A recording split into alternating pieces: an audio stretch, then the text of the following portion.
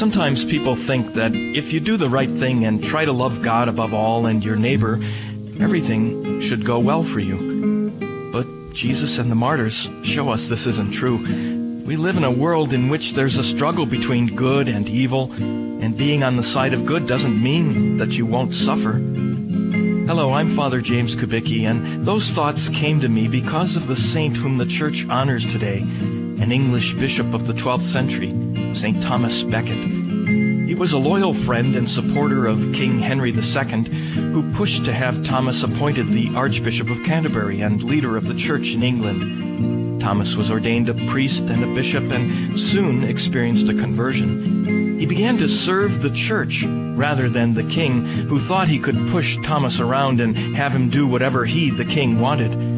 At one point, Thomas had to flee to France. A reconciliation seems to have been accomplished, and Thomas returned to England, but the difficulties continued. At one point, Thomas wrote Henry a letter with the following words: "Christ, the judge of souls, knows how sincerely and affectionately I have made peace with you. It is plain that the Holy Church of Canterbury, the mother in Christ of the Britons, is perishing because of the hatred directed against me.